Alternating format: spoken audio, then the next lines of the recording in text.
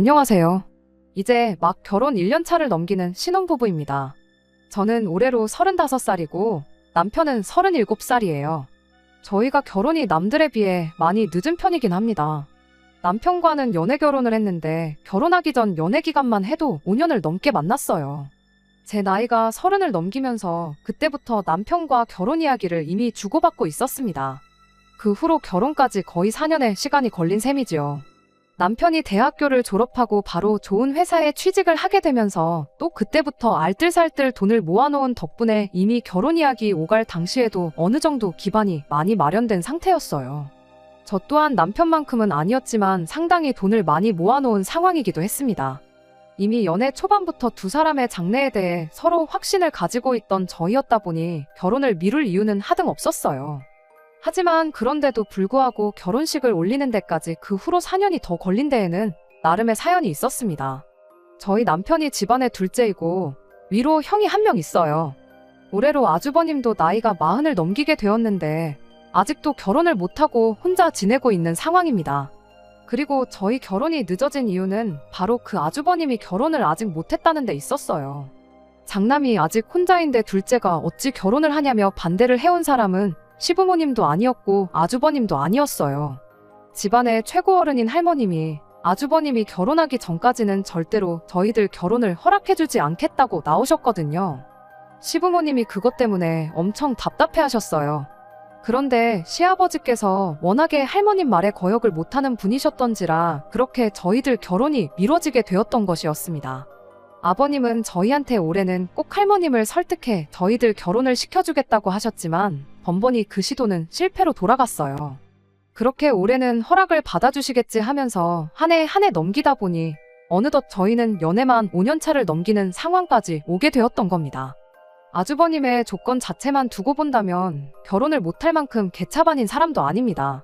얼마 차이나지 않지만 연봉도 저희 남편보다 높은 편이고 어렸을 때부터 학교에서 전교 등수를 놓쳐본 적이 없을 만큼 수재라고 해요.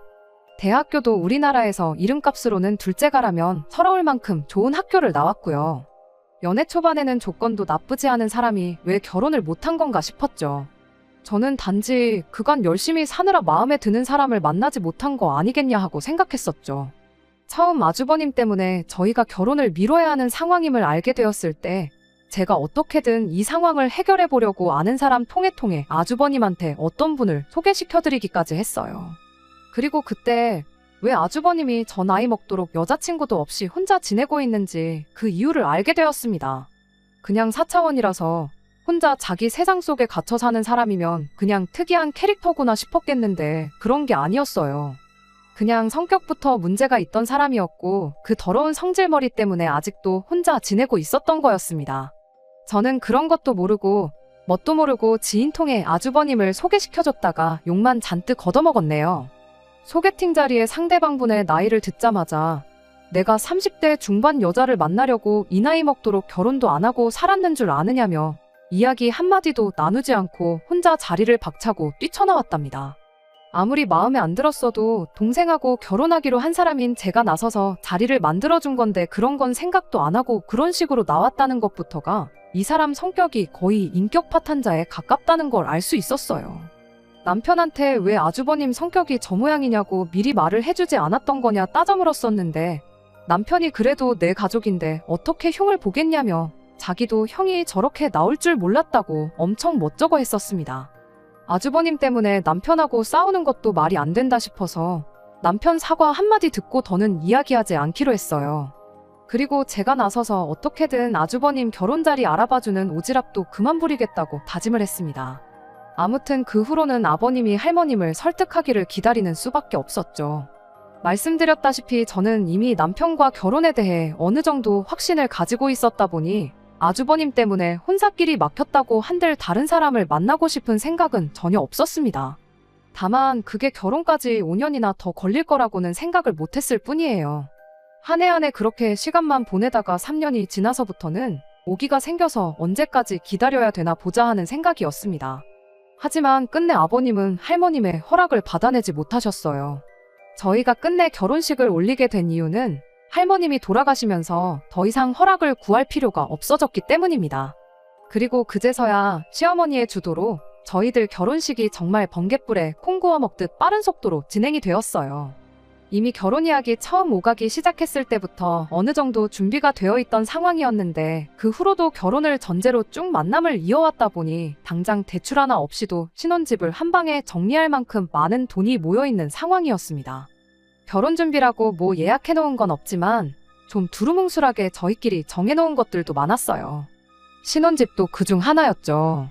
처음에는 저희들 모아놓은 돈을 가지고 경기권 집값 조금 저렴한 곳에 살림을 차려서 돈 모일 때마다 집을 이사를 가겠다는 생각이었는데 할머님 반대로 결혼을 몇 년 더 기다리다 보니 그냥 시작부터 서울에서 전세를 구해 신혼살림을 차릴 수 있을 만큼 상황이 되더라고요. 그런데도 또 2년을 기다려야 했고 그때 돼서 모인 돈을 보니 전세로 시작할 것도 없이 대출 좀 더 받아서 아예 서울에 집을 구하면 될 만큼 돈이 모여 있었어요. 저랑 남편 회사 두 군데 전부 다 직원복지 차원으로 해주는 대출이 있었는데 그거로 모자란 돈을 대출받으니 이자 부담도 많이 적었습니다. 그렇게 저희는 결혼식 날짜가 잡히기 전에 신혼집을 먼저 구하게 되었습니다. 계획한 대로 서울이었고 강남하고는 조금 거리가 있긴 하지만 출퇴근하는데 교통도 좋고 투자 가치도 있고 서울 내에서도 비교적 신축인 아파트를 구하게 되었죠. 이제 진짜 결혼식 날짜만 잡으면 되겠구나 하는 와중에 갑자기 할머님의 유지를 받들어 결혼을 반대하는 사람이 한 명 생기게 되었는데 그건 다른 사람도 아니고 저희 결혼을 이만큼이나 뒤로 미뤄지게 만들어버린 장본인 아주버님이었습니다. 여태까지 기다렸는데 좀 더 기다리면 어떠냐고 결혼식에 친척들은 물론이고 어릴 때 아주버님하고 남편을 동시에 알고 지냈던 친구들도 몇 명 올 텐데 그 사람들 보기 부끄러워서 어떻게 자기가 견디겠냐며 말도 안 되는 억지를 부리기 시작했어요. 하지만 다행히도 저희 결혼을 막을 수 있는 유일한 사람인 할머님은 더 이상 계시지 않았고 아버님 또한 그간 저희를 5년이나 기다리게 만들었다는데 미안한 마음뿐이셨다 보니 아주버님의 억지는 받아들여지지 않았습니다. 정말 다행인 건 할머님이 돌아가시면서 장남 먼저 결혼하기 전까지 둘째 먼저 보내는 건 안 된다고 유언을 남기지 않으신 거 아닐까 싶어요. 아무튼 그 뒤로 아주버님은 어떻게든 저희들 결혼식을 회방 놓을 생각밖에 없어 보였습니다. 뜬금없이 전화해서 결혼식 음식은 꼭 뷔페로 해야 한다고 억지를 부리지를 않나 결혼을 반대하던 인간이 저희들 결혼식이라도 망쳐야겠다 심술이 난 건지 축가를 자기가 부르겠다질 않나. 나중에 가서는 저희들 신혼살림 고르는 데까지 따라와서는 여기 건 이래서 나쁘고 저기 건 저래서 나쁘고 가성비 싸구려 제품을 쓰다가 망가지면 바꾸고 하는 게 훨씬 좋다는 식으로 훈수를 두기 시작했어요. 그래서 아주버님한테 누가 들으면 결혼 한 12번은 더 해본 사람으로 알겠다고 빈정거리면서 한마디 했죠.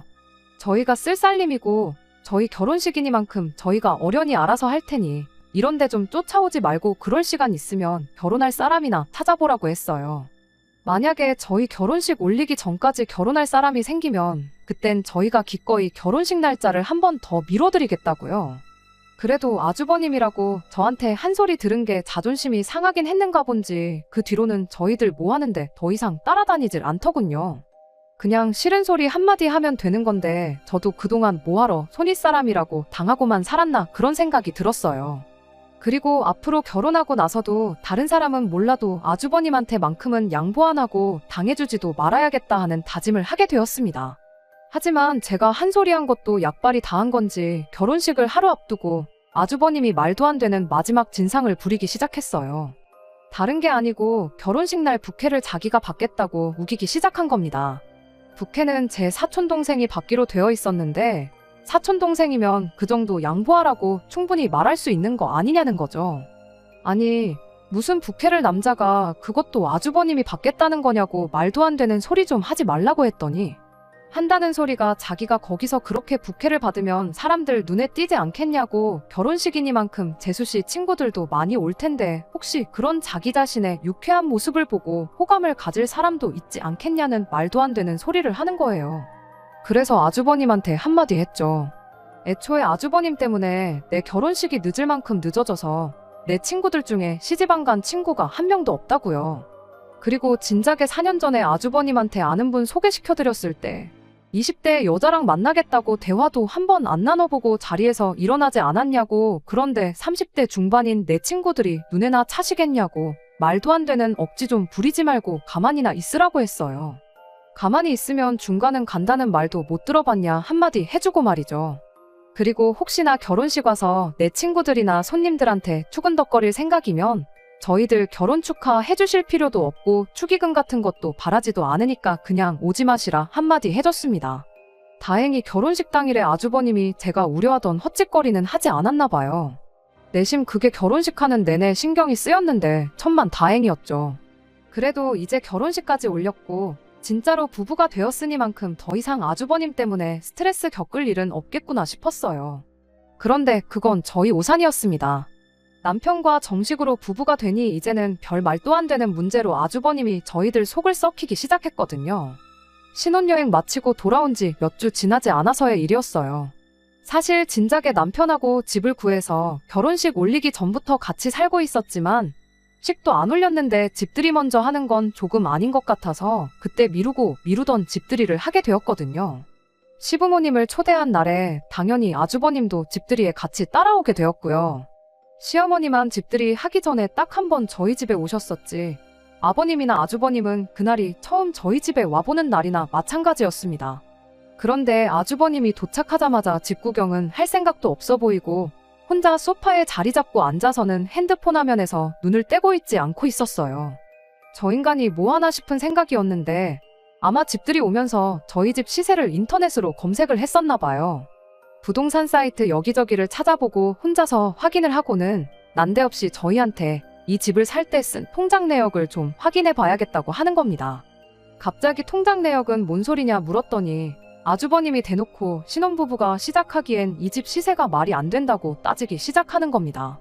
장남인 자기가 아직도 결혼을 안 했는데 혹시 니들 내가 지원받아야 했을 돈까지 전부 끌어다가 니들이 사용한 거 아니냐고 그 내역을 확인해 봐야겠으니 당장 통장부터 가져오라고 아주 바닥에 등을 깔고 누워서는 어린애 마냥 땡깡을 부리기 시작했어요. 그래서 아주버님한테 한마디 했죠. 누구 때문에 결혼식도 못 올리고 연애만 5년을 더 하다 보니까 돈이 안 모일래야 안 모일 수가 없었다고요. 저랑 남편 연봉 생각해보면 진작에 모아놓은 돈도 있고 5년이면 못 모을 돈도 아닌데 그건 계산 안 해보셨냐고. 이 집에 아주버님이 지원받을 돈은커녕 양가 부모님한테 땡전 한 푼 받은 거 없으니 걱정하지 말라고 한마디 했습니다. 하지만 아주버님은 저희 말을 믿을 생각이 없어 보였어요. 애초에 통장을 보여줬어도 말도 안 되는 억지를 부리면서 또 꼬투리를 잡을 게 뻔했는데 굳이 통장 내역까지 보여줘가며 증명을 해야 할 이유도 없겠다 싶었습니다. 그랬더니 아주버님이 이젠 난데없이 잘난 척을 하기 시작했어요.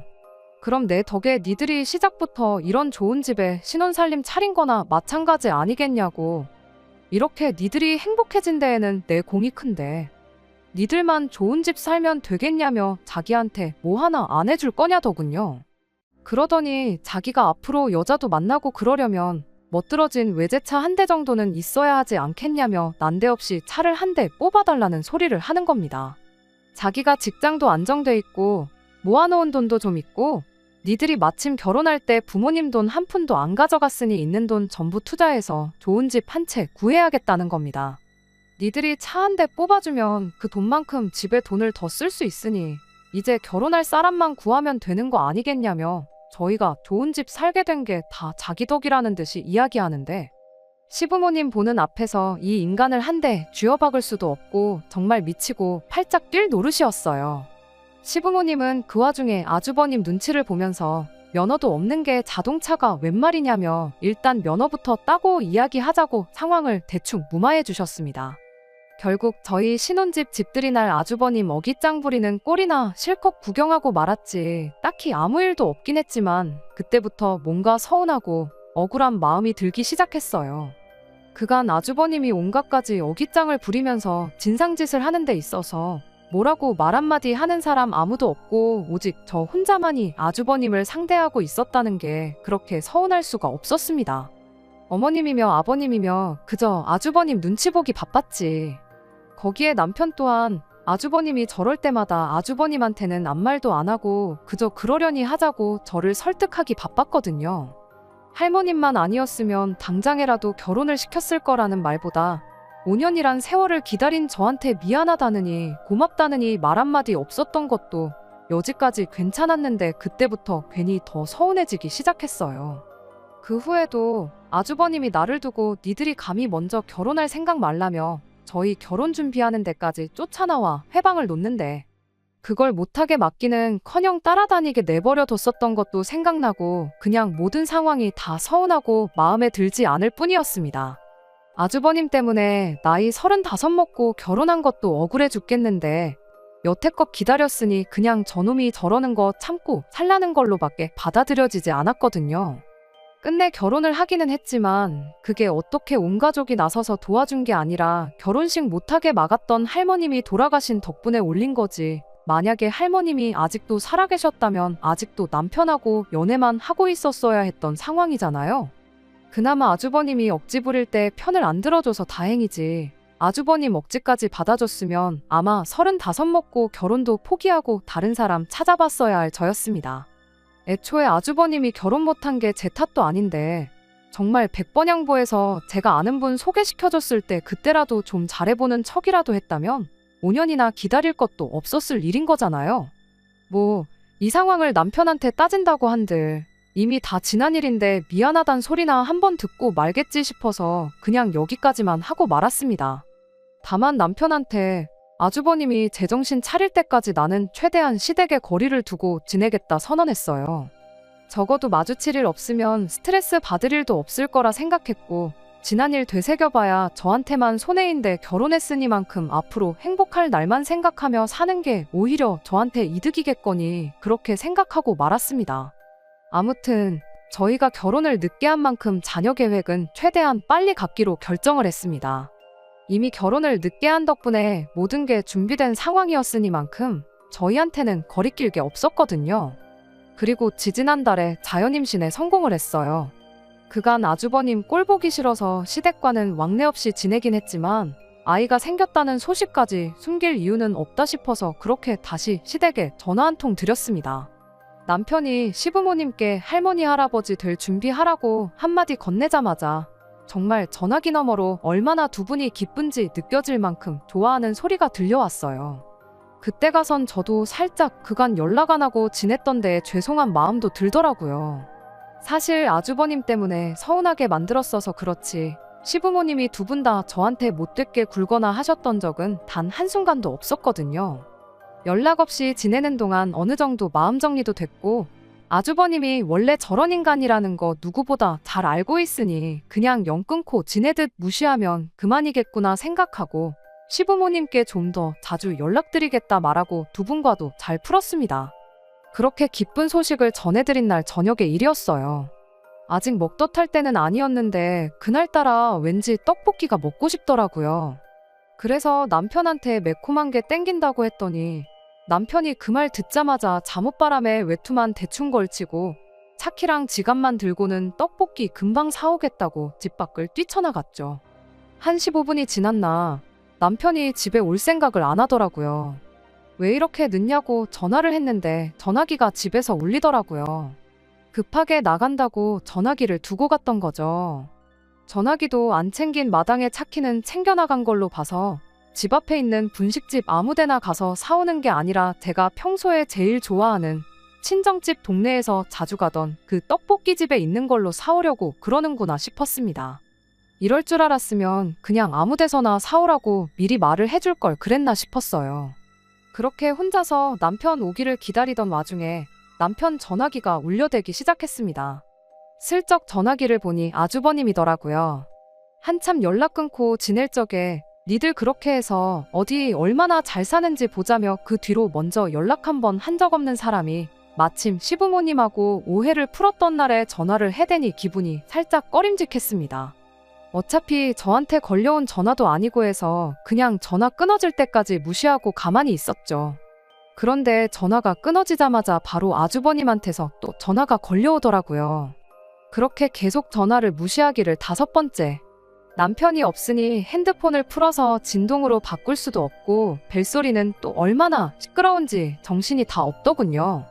그래서 그냥 제가 전화 받아서 남편이 잠깐 외출했으니 나중에 전화 걸어달라 한마디만 하고 끊어야겠다 생각했고 그대로 전화를 받았습니다. 그런데 전화 받기가 무섭게 아주버님이 전화기에다 대고 정말 육두문자를 날리며 욕을 하더라고요. 혀가 살짝 꼬부라져 있는 게 술에 좀 취한 듯 보였습니다.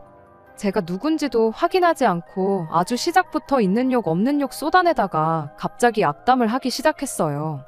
자기가 무슨 형으로서 동생 잘 되길 바라는 마음에 순서도 모르고 형보다 먼저 결혼하겠다는 거 양보해줬는데 어떻게 애까지 먼저 만들 수가 있냐면서요. 지가 먼저 결혼해서 애 낳을 때까지 저희가 기다렸어야 하는 게 정상 아니냐고 말도 안 되는 소리를 하더라고요. 그래서 어이가 없어서 그건 또 무슨 소리냐고 제가 한마디 했어요. 그랬더니 내 동생은 어쩌고 네가 전화를 받냐면서 남편한테 쏟아내던 분노를 저한테 쏟아내기 시작하는 겁니다. 따지고 보면 다 저 때문이라고, 저만 아니었으면 동생이 먼저 결혼할 일도 없었을 테고 나중에 태어날 내 자식이 동생 자식보다 나이가 어려서 집안 족보가 개족보가 될 일도 없었을 거라면서 자기 결혼 못해서 혼자 지내고 있는 걸 제 탓을 하는 거 아니겠어요. 어이가 없어서 그냥 전화를 끊어버리려고 했는데 니들 애 태어나면 내가 어떻게 하는지 한번 보자고 개소리를 쏟아내는데 정말 그 말을 듣고는 참을 수가 없었습니다. 그래서 그냥 마음속으로만 생각하고 있던 말들을 그대로 전부 쏟아내버렸어요. 네가 여지껏 결혼 못한 걸 왜 내 탓을 하느냐고, 정신머리가 그렇게 썩어 빠졌으니 여지껏 그 나이 먹도록 결혼도 못하고 혼자 지내고 있는 거 아직도 모르냐고요. 그딴 성질머리로 평생 결혼이나 할 수 있겠냐고. 모르긴 몰라도 네 결혼하는 거 기다려줬다간 남편도 평생 결혼 못했을 거라고. 5년이나 기다려주고 동생이라도 데려간 나한테 고마워하라고 한마디 해줬습니다. 그랬더니 아주버님이 전화기에다 대고 집에서 딱 기다리라고, 자기가 찾아간다고 아주 끝장을 보자며 난리를 치는데 그 소리까지 들으니 술 취한 인간이 뭔 짓을 못할까 싶어서 겁이 덜컥 나기 시작했어요. 그때 때마침 남편이 떡볶이를 사들고 집에 돌아왔습니다. 허겁지겁 들어오는 걸 보니 제가 전화로 아주버님과 싸우는 소리를 듣고는 급하게 집 안으로 뛰어들어왔나 봐요. 그 길로 떡볶이는 바닥에 내던져버리고 제가 들고 있던 전화기 뺏어다가 너 누구냐고 소리를 질러대기 시작했어요. 전화 상대가 아주버님인 걸 알게 된 남편이 드디어 저를 위해 아주버님한테 한마디 해주더군요. 평소에는 형님 하면서 깍듯이 대하더니 그날만큼은 남편이 아주버님한테 너희 자식 하면서 반말로 막말을 쏟아붓기 시작했어요. 어디 올 테면 와보라고, 결혼식 올리기 전에 장례식부터 치르게 해주겠다고 아주 난리도 아니었습니다. 정작 동생이 저렇게 나오니 만취한 아주버님도 정신이 번쩍 들었는지 그대로 전화를 끊더라고요. 남편이 저한테 왜 그러니까 무슨 영양가가 있다고 그 전화를 받았냐고 한마디 하기는 했는데 저는 드디어 남편이 저를 위해서 한마디 해줬다는 사실이 그렇게 기쁠 수가 없었어요. 그렇게 다음날 시부모님이 아주버님을 끌고 집에 찾아오셨습니다. 그간 아주버님 눈치 보면서 그냥 어깃장 부리는 거 내버려뒀던 시부모님도 상황이다 보니 확실히 짚고 넘어가야겠다는 생각을 하셨나 봐요. 집에 들어오자마자 저희들 앞에 아주버님을 무릎부터 꿇게 하더라고요. 그리곤 드디어 시부모님도 아주버님한테 한마디 해주셨어요. 안 그래도 네 할머니 때문에 좋은 시절 다 보내고 이제야 결혼한 동생한테 미안한 마음도 안 드냐고요. 자기 때문에 5년을 낭비한 애들한테 미안한 마음을 갖기는커녕 잘한 게 뭐가 있다고 큰 소리를 떵떵 치느냐고.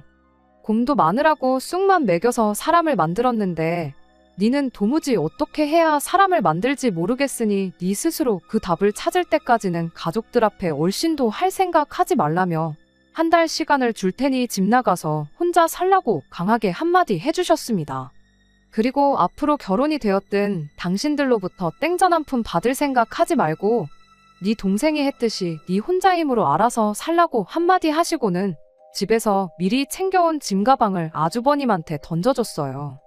집안에 왕노릇 하면서 깽판만 치던 아주버님이 시부모님 두 분이 그렇게 나오니 찍소리도 못하고 있다가 짐가방 던져주면서 집에서 아예 내쫓기게 생기니 그제서야 눈물을 질질 짜면서 죄송하다 빌기 시작하더라고요. 시부모님이 나한테 죄송할 게 아니라 네 동생하고 우리 며느리한테 사과하라고 단호하게 한마디 하시는데 아주버님은 자존심이고 뭐고 챙길 것도 없겠다 싶었는지 말 끝나기가 무섭게 저희한테 큰절까지 하면서 사과를 하기 시작했습니다. 거기서 남편이 시부모님한테 한마디 하더군요. 지금 사과만 가지고는 진심인지 아닌지 모르겠다고. 형님이 부모님 댁 나가서 한 1년 정도 고생하다가 그리고 나서 다시 사과하면 받아줄 수도 있을지 모르겠다고 한마디 하더라고요. 그 말 끝나기 무섭게 아주버님이 남편 바짓가랑이를 붙들고는 자기가 이 나이 먹고 혼자 나가설면 밥이라도 챙겨 먹고 살겠냐며 제발 한 번만 봐달라고 용서를 빌더라고요. 제가 지난 5년 동안 받은 스트레스에 비할 만큼은 아니지만 그래도 속 하나만큼은 정말 후련해졌어요. 남편이 저한테 어떻게 하면 좋겠냐길래 그냥 나도 당신 생각이랑 똑같을 따름이라고 말 한마디 해주고 말았습니다. 그 뒤로 아주버님은 진짜로 집에서 쫓겨나서 혼자 지내고 있어요. 이따금씩 저한테 안부 전화까지 하고 있습니다. 육두문자는커녕 이따금씩 존댓말까지 섞어가면서 시부모님한테 말 좀 잘해달라고 부탁을 하고 그래요. 하지만 뭐 존댓말 몇 마디 한다고 제 마음이 풀릴 것 같지는 않습니다. 진짜 정신을 차렸다면 저한테 시부모님한테 말 좀 잘해달라고 부탁할 게 아니고 어디서 결혼할 사람 데리고 와서는 이제 정신 똑바로 차리고 살겠다고 한마디 하는 날이 오진 않을까 생각해요.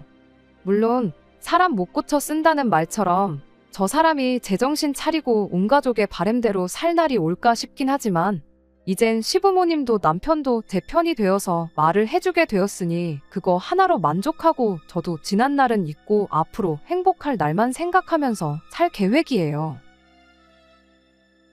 끝까지 들어주셔서 감사합니다. 오늘의 사연은 여기까지입니다. 구독과 좋아요, 알람 설정 부탁드리고 더 좋은 사연으로 다시 찾아뵙겠습니다. 감사합니다.